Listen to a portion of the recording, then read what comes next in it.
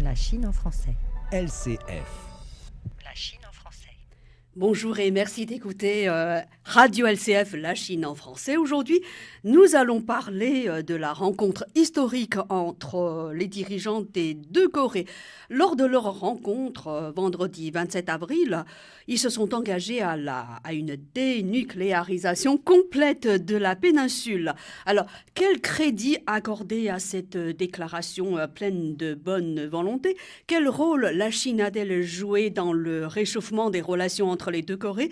Et quelle est la portée historique et diplomatique de ces retrouvailles? Pour en parler, je suis avec Dorian Malovic, chef de service Asie au journal La Croix et co-auteur avec Juliette Moriot d'un ouvrage qui s'intitule La Corée du Nord en 100 questions. La Chine en français. LCF. La Chine en français. Dorian Malovic, bonjour. Bonjour à vous. Vous revenez de Chine, hein? Oui, je viens de passer 15 jours en traversant le pays sur le Yangtze. Eh bien, on en parlera lors d'une autre interview peut-être. Absolument. Mais aujourd'hui, alors, nous allons nous concentrer sur les retrouvailles entre les deux Corées. Alors, pouvez-vous nous rappeler très brièvement ce qui s'est passé entre les deux Corées dans la journée du 27 avril? Écoutez, ce sommet du 27 avril, définitivement, est un sommet historique. On peut discuter de la substance de la déclaration, de l'idée qu'on avait déjà vu ça en 2000 et en 2007. C'est pas faux. Les leaders sud-coréens s'étaient déplacés à Pyongyang, ce qui est quand même une grande différence. Donc, ce qui donne une dimension historique à ce sommet, c'est d'une part, le leader nord-coréen traverse la frontière et rencontre son homologue sud-coréen au sud, sur la zone démilitarisée, mais du côté sud. Ça, c'est une première chose qui est différente des deux précédents sommets.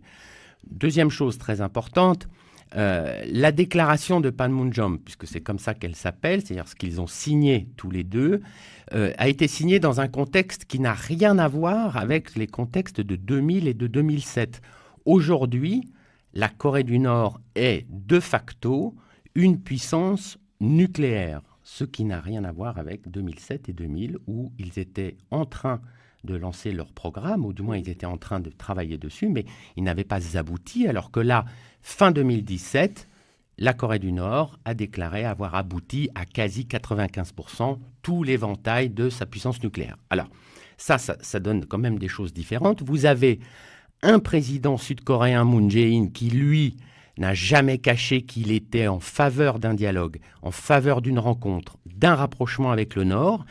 Et le 1er janvier 2018, Kim Jong-un, le Nord-coréen, tend la main à son homologue du Sud et lui dit « Retrouvons-nous, surtout, je vais venir avec des athlètes aux Jeux Olympiques d'hiver de Pyeongchang. » Et à partir de là, tout s'est accéléré et rien n'est en train de s'arrêter. Et là, on est dans un processus qui continue, qui n'est pas abouti, évidemment, mais effectivement, on n'aurait pas pensé il y a 6 mois, alors que la péninsule était au bord de la guerre, que ce scénario aujourd'hui se déroule et on est en train de le vivre. C'est quand même un morceau d'histoire nouvelle qui s'ouvre. Ben oui, le changement est beaucoup trop rapide, hein. C'est un changement à 180 degrés. Est-ce que ce changement était prévisible, à votre avis? Alors, il ne s'agit pas de dire j'avais regardé dans le mar de café, dans ma boule de cristal, je savais, ça allait se passer. Non, simplement, ce n'est pas un hasard. Il y a une logique derrière ce qui se déroule.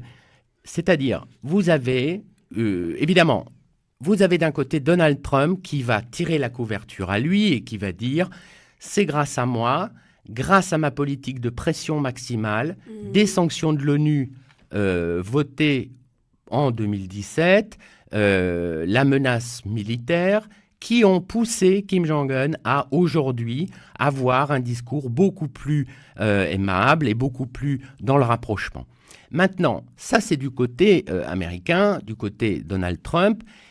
Et vous avez le côté nord-coréen, c'est-à-dire qu'on a quand même tendance depuis des années à n'écouter ou ne regarder que les messages qui viennent des États-Unis, de la Corée du Sud ou du Japon, parce que, étant des démocraties, on imagine que le message est plus crédible et plus vrai que si le message vient de la Chine, de la Russie ou de la Corée du Nord. C'est moins crédible. Et si vous voulez, c'est comme ça. Dans la logique des médias occidentaux, peut-être que c'est moins crédible, n'est-ce pas? C'est effectivement ce qui se voit aujourd'hui, puisque si je dis que c'était logique d'une certaine façon, c'est que qu'est-ce qu'a dit Kim Jong-un en janvier 2017 ? Il a dit, fin 2017, j'aurai abouti tout mon programme nucléaire. Il a fait un 6e essai nucléaire en septembre, lancé un missile intercontinental fin novembre, et il a annoncé à la fin de l'année, j'ai abouti mon programme, maintenant je n'ai plus besoin de continuer ces essais. Et c'est tout ça pour exact. ça. Oui, non mais tout ça pour ça, mais fort de ce qu'il a acquis, c'est-à-dire que cette dissuasion nucléaire, contrairement à d'autres pays, le protège et il arrive à pouvoir lancer sa démarche diplomatique en étant protégé de l'extérieur. C'est-à-dire qu'il a une logique sur deux fronts.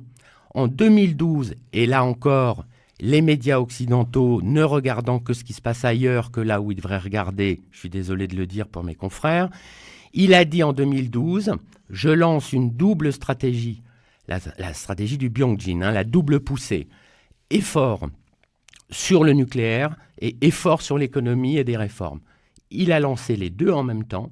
Le nucléaire étant abouti aujourd'hui, il a déclaré, en même temps qu'il déclarait qu'il arrêtait ses essais et qu'il allait fermer son site, il a dit en deuxième partie discours devant le comité central du Parti des travailleurs coréens, je lance maintenant une stratégie économique accélérée, un peu à l'image de celle de la Chine dans les années 80.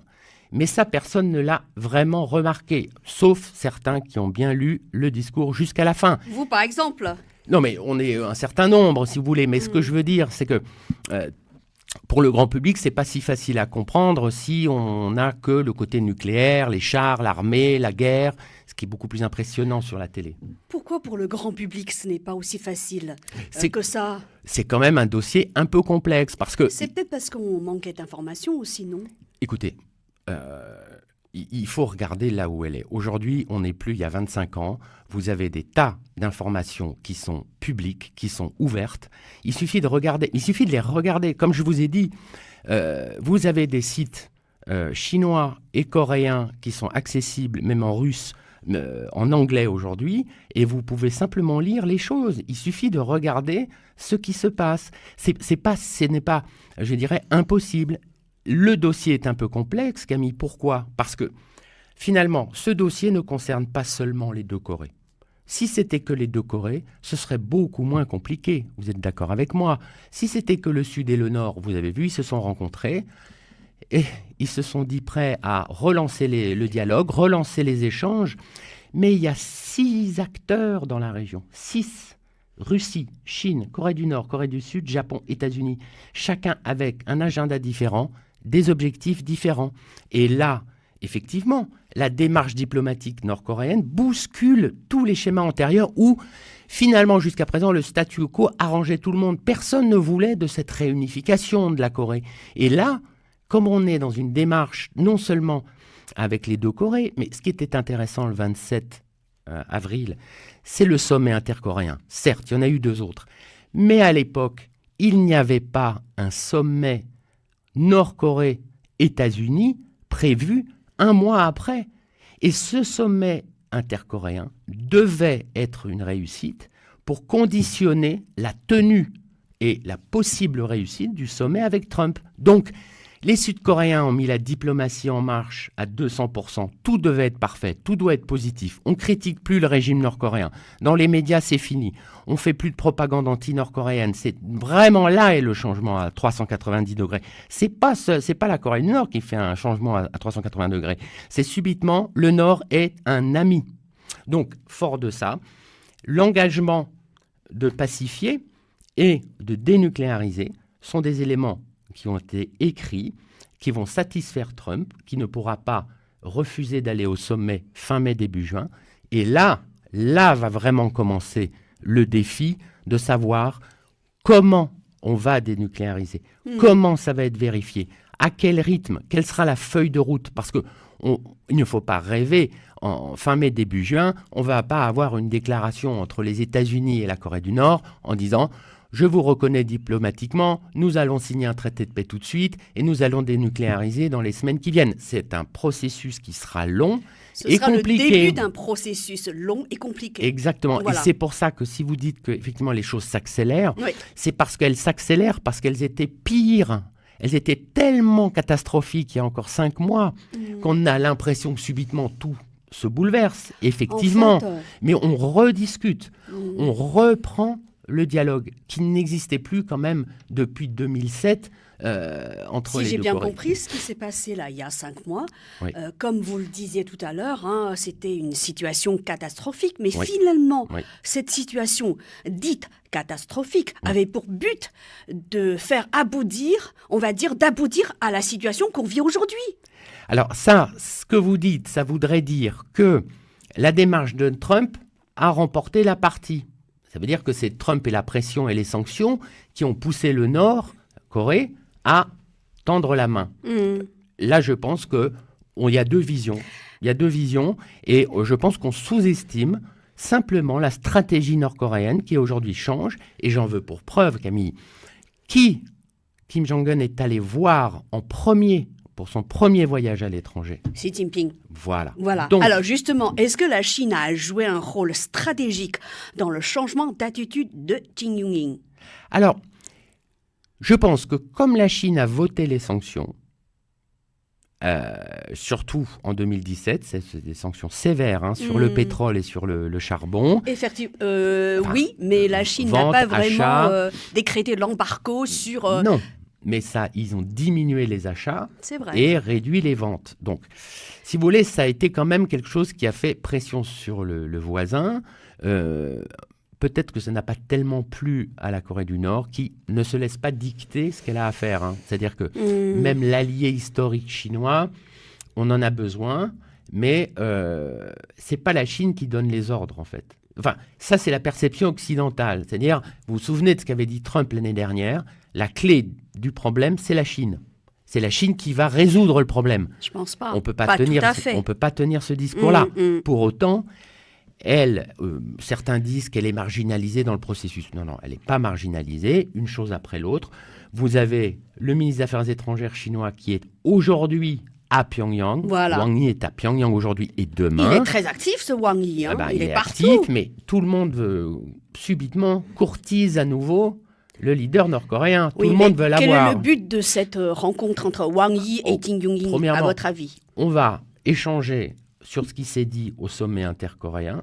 Et la Corée du Nord veut, du côté chinois, obtenir, si vous voulez, des garanties que ce qui va se passer au sommet avec Trump fin mai, début juin, soit, je dirais, garanti, parrainé par la Chine.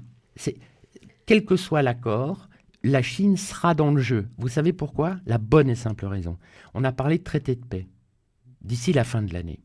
Qui va signer le traité de paix? Il faut revenir à l'armistice du 27 juillet 1953. Qui a signé l'armistice? La Corée du Nord et la Chine d'un côté, les Nations Unies et les États-Unis de l'autre. La Corée du Sud n'y est même pas. Elle n'y était pas. Bon, donc si on veut un traité de paix, tout le monde va devoir se retrouver autour d'une table. Oui.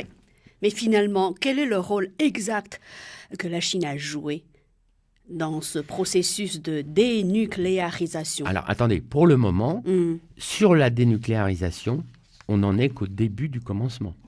Ben justement. Alors, à l'issue de la rencontre entre les deux dirigeants, Oui. ils ont publié une déclaration Oui. commune. Est-ce Oui, que vous pouvez oui. nous rappeler le contenu de cette déclaration? Elle fait 3 pages. Ouais. Premièrement, Les points clés.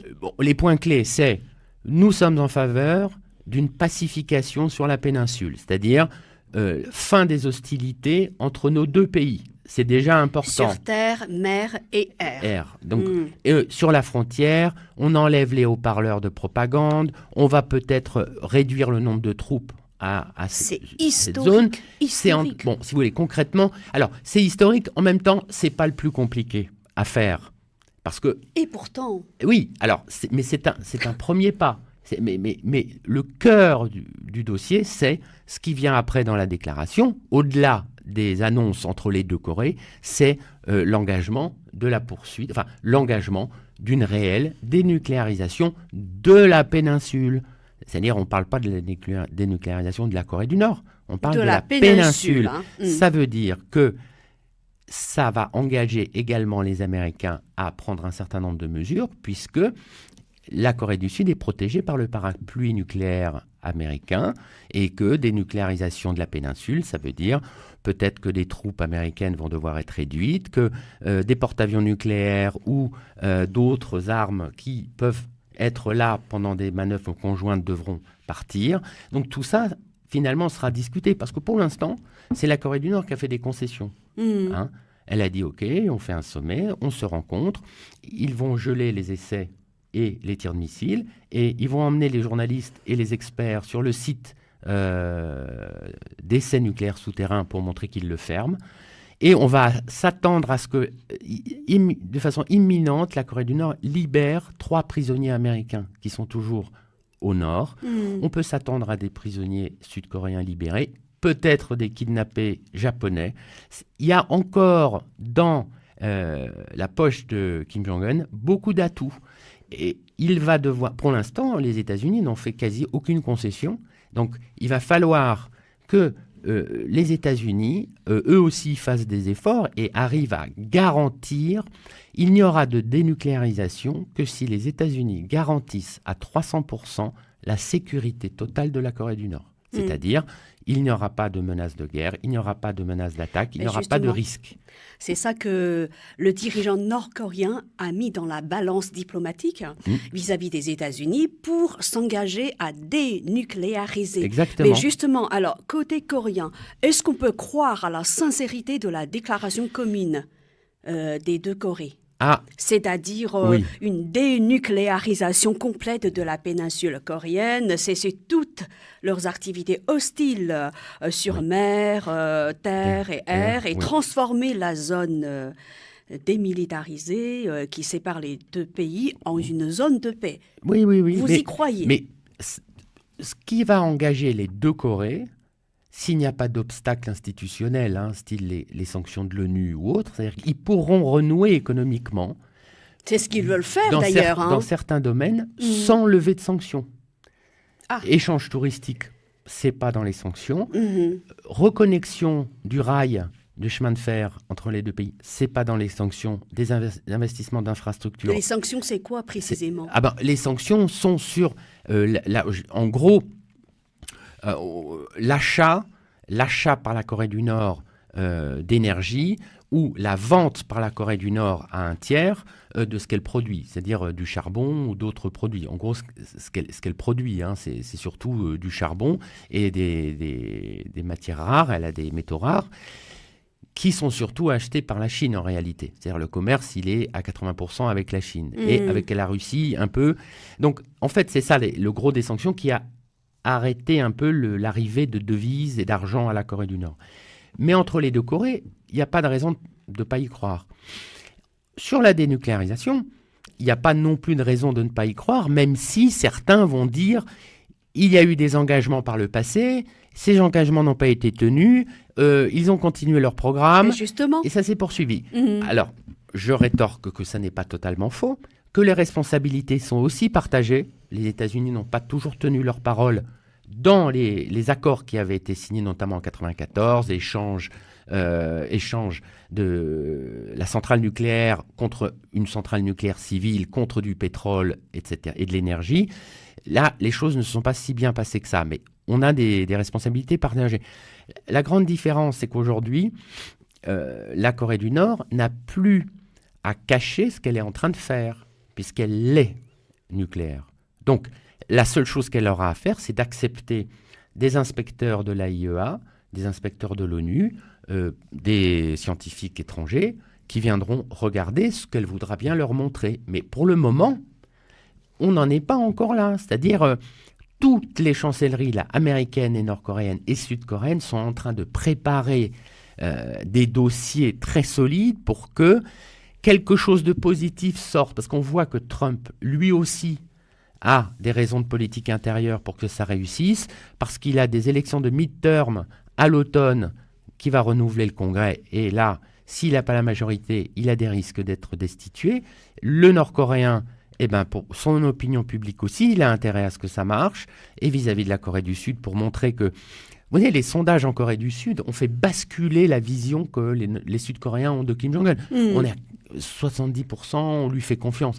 C'est un tour de force théâtral, si vous voulez. Hein. Lui faire confiance. Eh Est-ce oui, que parce qu'on avait diabolisé à outrance ce dirigeant nord-coréen ou alors parce qu'on veut bien croire que les choses vont s'améliorer? Alors, moi je pense, avec ma consoeur Juliette Morio, notre dernier livre, c'est Le Monde selon Kim Jong-un, chez Robert Laffont. Ça va sortir quand? Il est sorti il y a un mois, mais nous expliquons que Kim Jong-un n'est pas un fou, n'est pas un cinglé, alors que tout le monde le stigmatisait. Donc on n'a pas regardé là où il fallait regarder, et fortement avec cette image-là, on ne peut pas lui faire confiance. Alors que si on avait regardé de façon un petit peu plus sérieuse, on aurait vu que tout ça était très logique. Très logique, hein. Il était bien conseillé. Il est conseillé et il sait ce qu'il veut. Ce qui est assez étonnant pour un leader qui est aussi jeune. Il est quand même le leader d'un pays où il n'y a pas énormément de liberté, il faut quand même le reconnaître. Vous avez beaucoup de gens en prison, dans des camps. C'est le moins qu'on puisse dire. Hein. Exactement. Maintenant,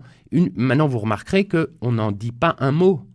Le sommet ne parle pas des droits de l'homme, personne ne parle des droits de l'homme. Oh, c'est un sujet totalement tabou. Pas les sujets qui fâchent. Voilà, hein. Là, on veut que ça marche. Et la Corée du Sud veut que ça marche. Les choses seront discutées après, probablement. Mais en attendant, ce qui est fou, c'est ce retournement d'image. Subitement, il reste quand même le dirigeant de ce pays, mais on a eu l'impression d'avoir une révélation, qu'il était souriant. Ah, c'est un être humain. On a découvert que c'était un être humain. Après des années... C'est l'impression que j'ai eue voilà. en lisant la presse. On l'aime pas, mais ceci dit, oui, il est être humain, comme les 22 millions de Nord-Coréens, c'est des êtres humains. Exactement. Voilà, donc maintenant... Trump va montrer aussi, lui aussi, on dit qu'il est fou. Vous êtes d'accord avec moi? Eh bien, moi, je me méfie aussi que le syndrome de la folie, moi, je l'écarte pour Trump également. Ce sont deux personnalités à l'ego démesuré, mais probablement, et peut-être que finalement, vont-ils s'entendre suffisamment bien pour lancer quelque chose de concret. Pour revenir à Trump, lui, il a salué cette rencontre historique. Oui. Voilà. Mais en même temps, oui. il a averti qu'il allait se méfier de la déclaration de Kim Jong-un. Comment expliquez-vous cette attitude ambiguë?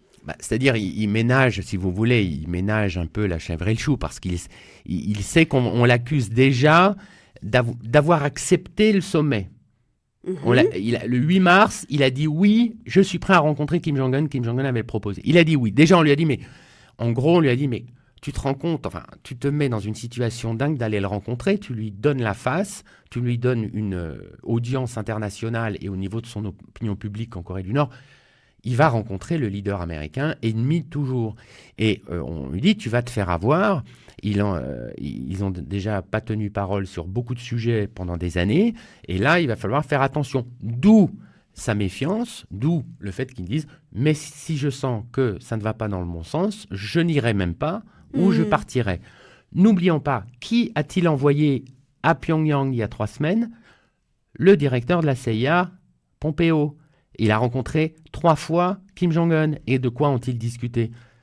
De la confirmation que Kim Jong-un allait vraiment s'engager à dénucléariser.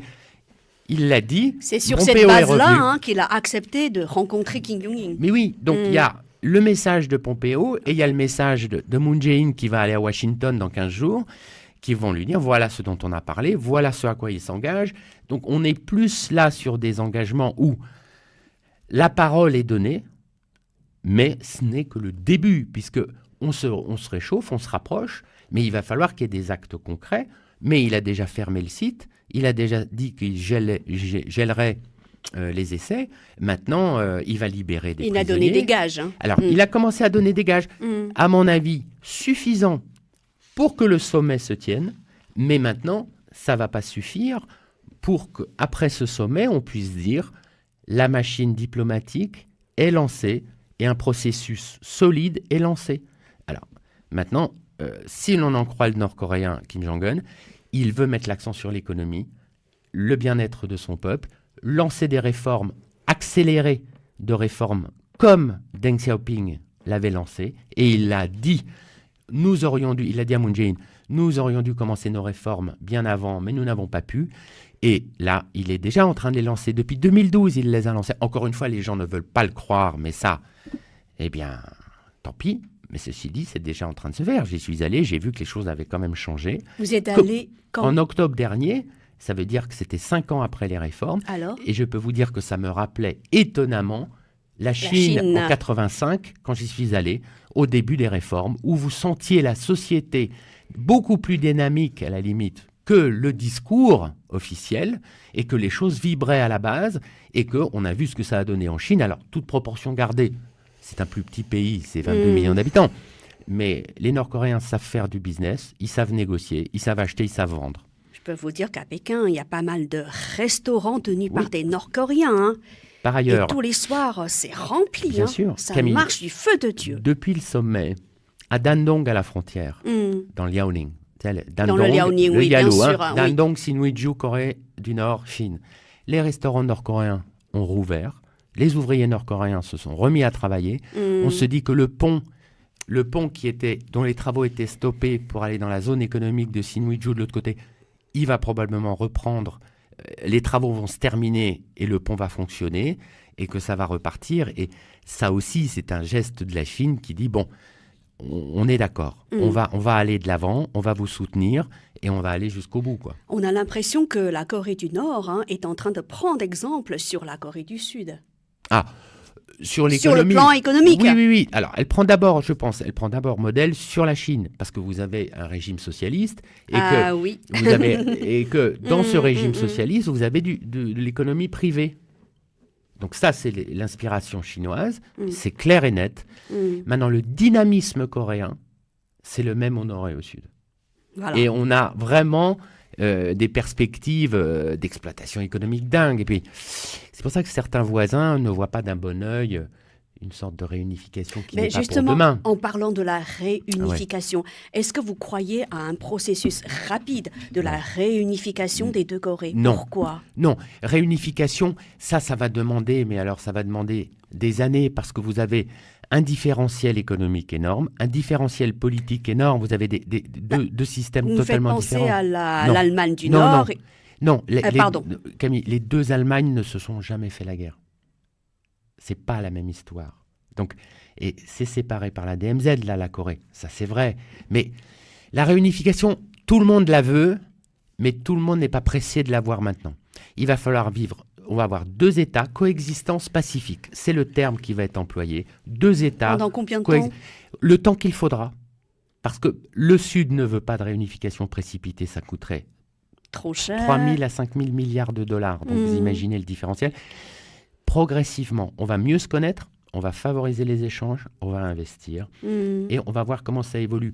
Et ça, c'est pas la priorité. La priorité, c'est la paix, on va coexister et on va faire du business ensemble et on va voir. Et là, vous avez le voisin japonais qui voit pas ça d'un très bon œil parce que une Corée, même deux États séparés, coexistant pacifiquement et économiquement, c'est une concurrence terrible. Vous avez les matières premières au nord et la technologie au sud. Et ça risque vraiment de faire très mal au Japon, dont la population vieillit, qui a besoin aussi de soutien. Et la Corée serait vraiment une rivale et une pourtant, concurrente ça très va forte. dans le sens de l'histoire, hein, que le Japon le veuille ou non. Ah, ça, et en plus, effectivement, il y a des contentieux historiques avec toute la péninsule La Corée coréenne, en plus. mais les deux, hein. C'est-à-dire que la Corée du Sud et les États-Unis, ça va très bien, on n'en parle plus, le Japon, c'est des alliés, tout ce que vous voulez, mais dans la mémoire des peuples, vous ne pouvez pas oublier la colonisation. Et dans mon voyage en Chine, je suis allé au mémorial de Nankin sur le massacre de Nankin. Personne n'a oublié les 300 000 morts de Nankin, plus les autres dans d'autres pays, dans d'autres villes comme à Wuhan, par exemple, dont on parle moins, mais il y en a d'autres. Et ce passé-là, effectivement, va jouer un peu au détriment du Japon dans les années qui viennent. Ça, c'est très possible. Alors, on verra ce qui se passera, parce que si vous avez un renforcement de la Corée, des cartes géostratégiques vont être redistribuées dans la région. Mais on ne sait pas de quel côté ça va basculer. C'est-à-dire, c'est encore comment imprévisible. Voilà, comment la Corée va jouer la carte américaine et comment la Corée va jouer la carte chinoise. Parce que les deux auront besoin des deux. La Corée du Sud a besoin de la Chine Très compliqué, économiquement, oui. et elle avait besoin des États-Unis pour se protéger. Mais justement, Et alors là, maintenant, si on est dans une pacification, certains disent déjà il n'y aura plus besoin de troupes américaines sur la péninsule. Moon Jae-in dit ça va de ça soi. ne va pas faire enlever les troupes, etc. Donc là, maintenant, on joue. Et vraiment, c'est ouvert. C'est très ouvert. On peut imaginer 10 scénarios, 10 processus différents, à des stades différents, et aussi improbable ou aussi probable que possible, on n'en sait rien. Hein. Je veux dire, on peut avoir plein de surprises encore dans les semaines et les mois qui viennent. On n'est pas au bout de nos surprises, même si on pense qu'il y a une logique qui démarre, comme je vous l'ai dit sur la Corée du Nord. Si la Corée du Nord veut vraiment développer l'économie, si on lui garantit de la part américaine une sécurité totale, c'est-à-dire et parrainée par la Russie et la Chine, c'est-à-dire les États-Unis s'engagent, mais aux yeux aussi Justement, des voisins. On n'a pas beaucoup parlé de la Russie. Hein. Il paraît que Kim Jong-un va rencontrer Poutine. Alors, mais ça, Après sa rencontre avec Donald Trump. voilà, ça C'est une éventualité. Oui, c'est encore une Et éventualité. pourquoi la Russie, non, alors non, mais il va rencontrer Xi Jinping qui va venir à Pyongyang avant Poutine. Donc, si vous voulez, parce que ce sont des membres du Conseil permanent de sécurité, c'est évident.